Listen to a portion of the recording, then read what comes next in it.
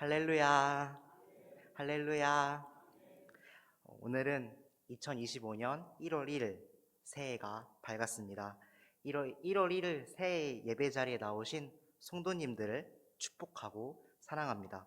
우리 옆에 계신 분들과 함께 이렇게 인사 나눴으면 좋겠습니다. 새해 하나님께서 주실 복 많이 받으세요.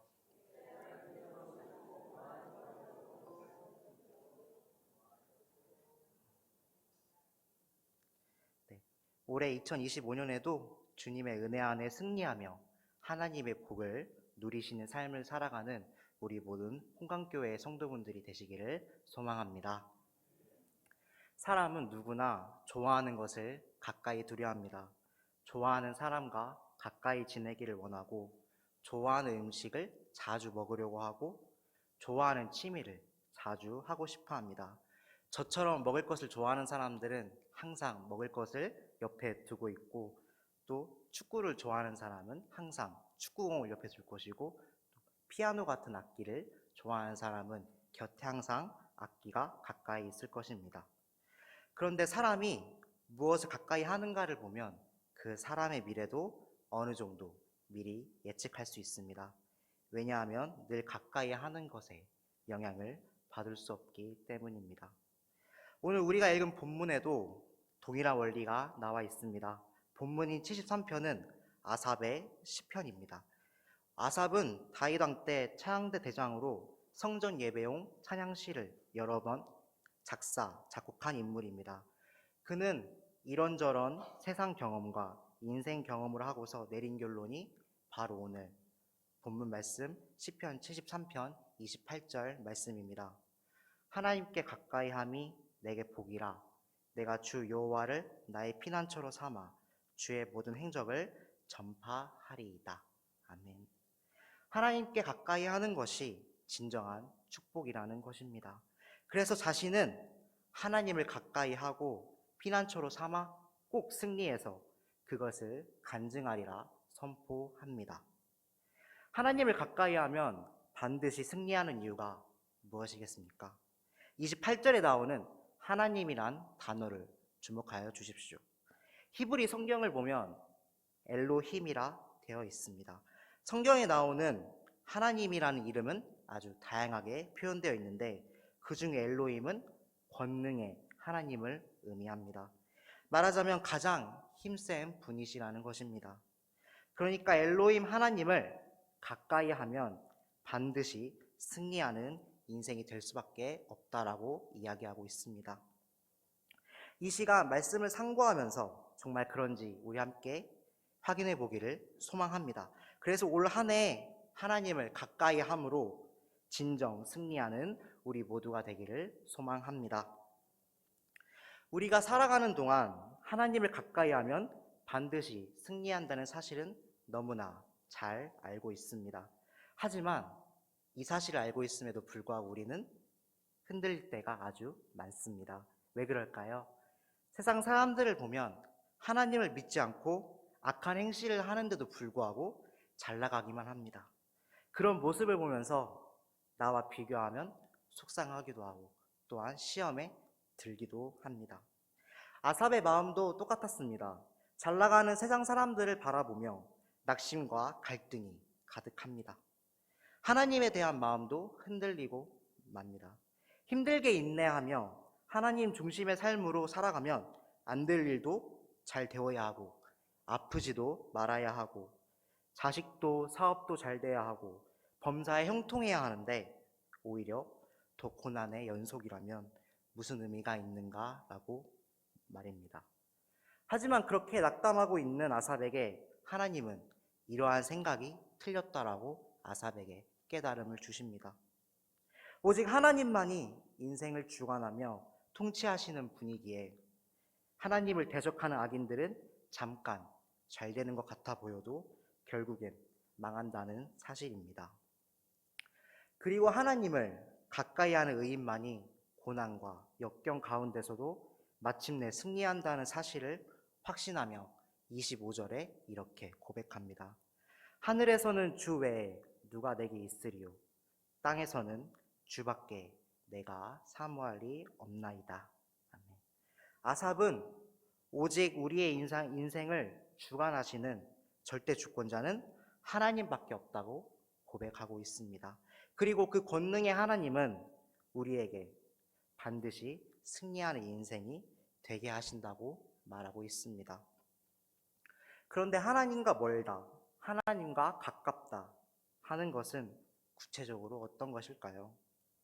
하나님과 인간과의 거리는 얼마나 될까요? 하나님은 어디에나 계시기 때문에 거리가 없습니다. 즉, 안 계신 곳이 없다는 말입니다. 예레미야 23장 24절에 이렇게 나와 있습니다. 여호와가 말하노라, 나는 청지에 충만하지 아니하냐. 하나님은 우주 만물을 창조하셨을 뿐 아니라 온 천지에 계십니다. 물론 하늘나라에도 계십니다. 하나님은 육체가 아니라 영이시기 때문에 공간의 제한을 받지 않으십니다. 흔히 우리가 거리를 말할 때 공간적 거리만 생각할 수 있는데 잘 생각해 보면 여러 종류의 거리가 있습니다. 공간적 거리, 심리적 거리, 그리고 영적인 거리입니다. 어떤 사람과의 내가 관계를 볼 때 공간적 거리는 바로 옆이지만 아주 가깝지만 심리적 거리는 아주 먼 사이일 수도 있습니다.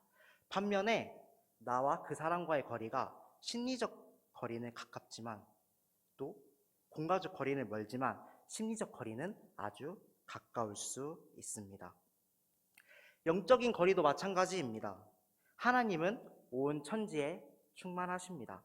따라서 우리 곁에도 또한 우리 마음속에도 하나님은 항상 계십니다. 이런 사실을 깨닫고 하나님의 임재를 체험하는 사람은 가까이 있는 것이지만 그렇지 못한 사람은 하나님과 멀고 먼 것입니다. 누가복음 24장을 보겠습니다. 예수님께서 부활하신 날 제자 2명이 엠마오라는 곳으로 내려갑니다. 하지만 가는 중에 예수님이 나타나 옆에 계신데도 예수님인 걸 전혀 알아보지 못합니다. 누가복음 24장 15절부터 16절까지의 말씀입니다. 그들이 서로 이야기하며 문의할 때 예수께서 가까이 이르러 그들과 동행하시나 그들의 눈이 가리어져서 그인 줄 알아보지 못하거늘. 영적으로 눈이 가려져서 예수님을 몰라보다가 말씀을 풀어주실 때 비로소 예수님인 것을 알고 영안이 열리고 알아보게 됩니다. 공간적으로 바로 옆이라도 영적으로 멀고 멀 수 있다는 사실을 이 누가복음 24장의 말씀을 통해 우리는 알 수 있습니다. 그렇다면 하나님을 가까이 하려면 어떻게 해야 할까요? 이미 가까이 와 계신데도 우리는 예수님이 가까이 계신다는 것을 모르고 있을 때가 참 많습니다. 그럼 어떻게 해야 될까요? 내 편에서 하나님께 가까이 가면 됩니다. 그러면 하나님께서 우리에게 가까이 오십니다. 야고보서 4장 8절의 말씀입니다. 하나님을 가까이 하라. 그리하면 너희를 가까이 하시리라. 아멘. 마치 거울 앞에서 나를 보는 것과 같은 원리입니다. 내가 거울 앞으로 한 걸음 다가가면 거울 속의 형상이 2걸음 나에게 가까워지는 것과 똑같습니다. 그러면 구체적으로 우리가 어떤 방법으로 하나님께 나아가야 할까요? 먼저 말씀의 인도함을 따라가야 합니다. 오늘 본문 24절을 통해 이것을 알려주고 있습니다. 오늘 본문 24절입니다. 주의 교훈으로 나를 인도하시고 후에는 영광으로 나를 영접하시리니. 성경에서의 전쟁에서의 최다승 장수는 누구일까요? 바로 여호수아입니다.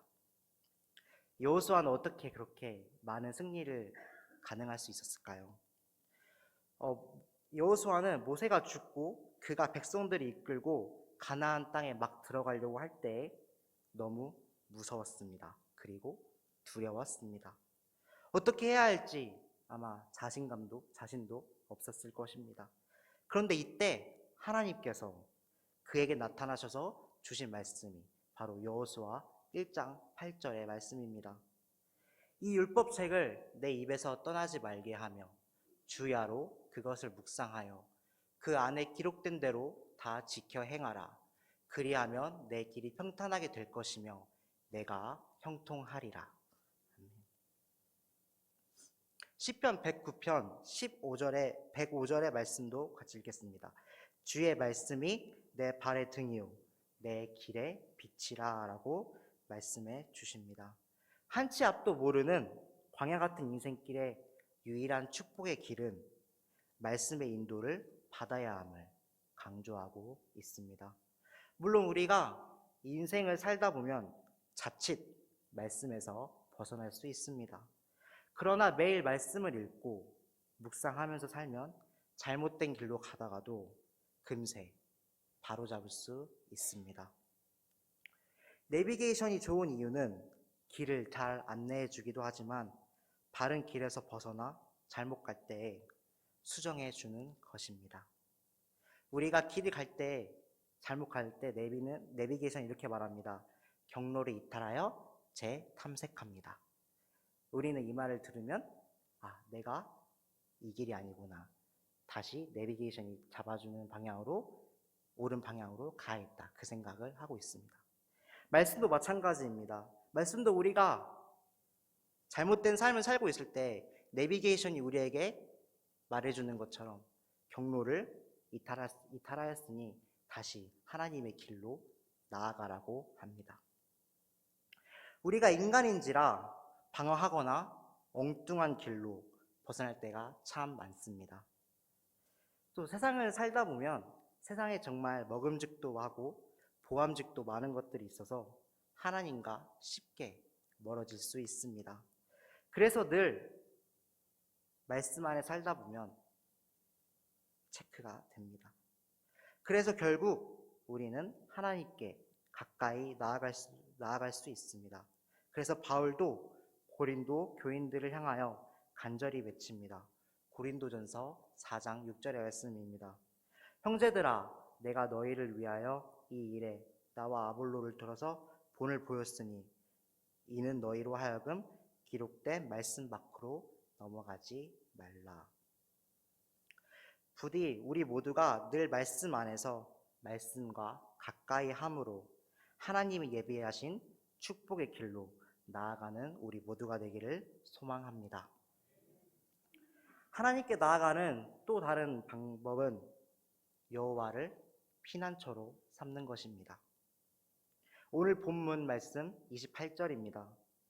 내가 주 여호와를 나의 피난처로 삼아. 피난처는 무엇일까요? 피난처는 내가 위기일 때 대피하여 숨는 것입니다. 내가 위협받는 급박한 상황일 때에 나를 맡겨 보호를 하는 것이 바로 피난처입니다. 하나님께서는 이스라엘 백성들을 출애굽하게 하시고 가나안의 삶을 살게 하기 위해 이 피난처에 대해 언급을 하십니다. 바로 민수기 35장에 나오는 도피성 제도입니다. 도피성은 죄인의 생명을 구원하는 제도로 기본적으로 살인자는 반드시 죽임을 당해야 하지만 고의성이 없이 살인한 경우, 예를 들어 도끼를 가지고 나무를 하는데 나무를 내려치는 순간 도끼날이 빠져서 지나가는 사람이 맞아 죽었을 경우, 이럴 경우에는 피할 길을 보장해주는 제도가 바로 도피성 제도입니다.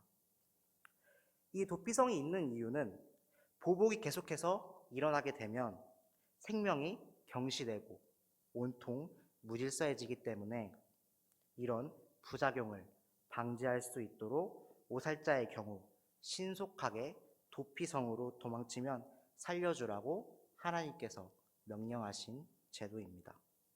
이럴 경우 정당한 재판을 받기까지 보호받을 수 있고 재판을 진행하면서 고의성이 드러나면 그때 죽이면 되고 만일 고의성이 없는 우발적인 사건으로 판명되면 도피성에서 계속 보호를 받고 생명을 구원하게 되는 것입니다. 이 도피성이야말로 생명을 유지하고 보호받는 최고의 피난처입니다. 이 피난처가 바로 하나님이십니다. 그러기에 시편 기자는 이렇게 고백합니다. 시편 46편 1절의 말씀입니다. 하나님은 우리의 피난처시요 힘이시니 환난 중에 만날 큰 도움이시라. 뿐만 아니라 자신의 엄청난 고통과 위기에 처해 있었던 시편도 시편 62편을 통해 이렇게 고백합니다. 시편 62편 8절의 말씀입니다. 백성들아 시시로 그를 의지하고 그의 앞에 마음을 토하라. 하나님은 우리의 피난처시로다. 아멘. 이 피난처이신 하나님은 나의 반석이 되고 분깃이 되시는 하나님이십니다. 시편 73편 26절의 말씀입니다. 하나님은 내 마음의 반석이시오 영원한 분깃이시라. 반석은 든든한 바위를 가리킵니다. 또 하나님께서는 이런 든든한 바위, 반석과 같이 우리를 든든히 받쳐주신다는 것입니다. 한마디로 하나님은 완전한 우리의 보호자가 되십니다. 또한 26절에 나오는 분깃은 나에게 배당된 몫의 재산을 의미합니다. 그러니까 하나님이 내 인생에 필요한 모든 것들을 내려주시는 공급자라는 것입니다.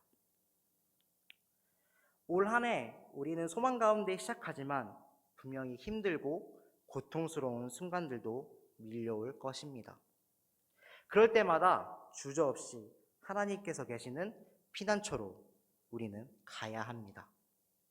그곳에 하나님께서 우리를 기다리고 계십니다. 그리고 그곳에서 우리를 부르고 계십니다. 우리가 잘 알고 있는 찬송가 70장의 가사를 보면 1절에 이렇게 되어 있습니다. 피난처 있으니 환난을 당한 자 이리 오라 라고 부르고 계십니다.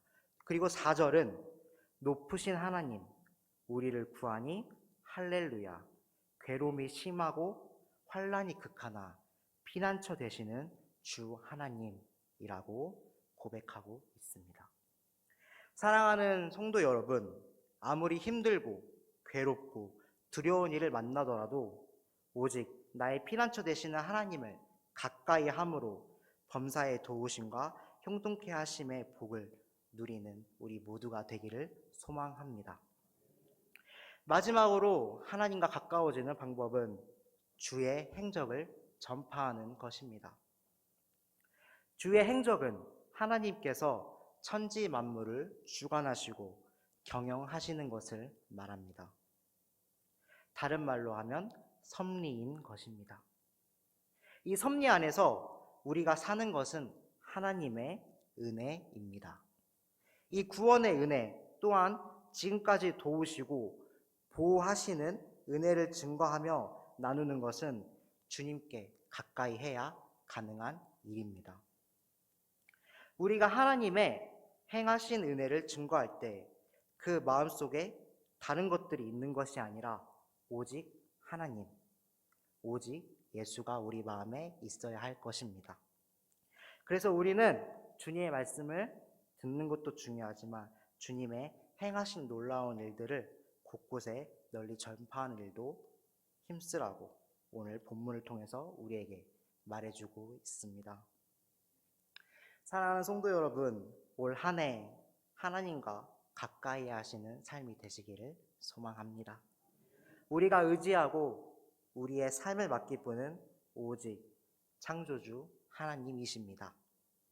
하나님께서는 우리와 가까워지기를 항상 기다리고 또 우리를 피난처에서 부르고 계십니다. 그리고 우리에게 복을 주시기를 원하십니다. 하나님을 가까이 하면 염려와 근심이 사라지고 형통의 복이 임할 줄 믿습니다. 이런 하나님을 널리 전하며 올 한 해 2025년에는 하나님께 가까이 함으로 하나님의 복을 누리는 우리 모든 홍강교회의 성도분들이 되시기를 소망합니다. 이제 우리 함께 기도드리겠습니다. 오늘 주신 말씀을 기억하며 올 한 해 말씀의 교훈대로 주신 은혜를 증거하며 나의 피난처 되시는 하나님께 가까이 함으로 복을 누리게 하여 주시옵소서. 또 두 번째로 홍강의 모든 공동체가 서로 사랑하며 2025년도 홍강교회 모든 사역이 하나님의 뜻을 이루어 귀한 열매가 있게 하여 주시옵소서. 이것들을 기도하면서 우리 주여 한번 크게 외치며 기도하며 나아가겠습니다. 주여, 사랑의 하나님, 우리에게 2025년을 허락하여 주시니 감사합니다. 또한 오직 하나님께 나아가 예배자로 서게 하시니 감사합니다.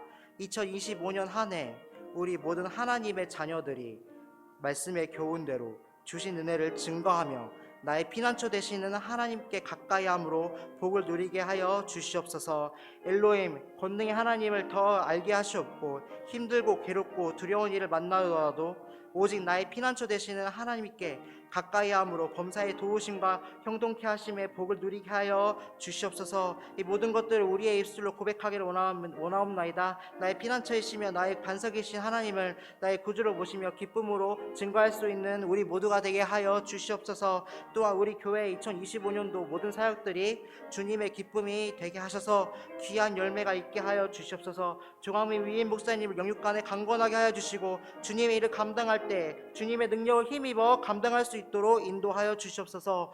홍강의 모든 공동체가 서로를 사랑하며 주님의 나라를 확장시킬 수 있는 공동체가 되게 하여 주시옵소서. 주여, 인도하여 주시옵소서.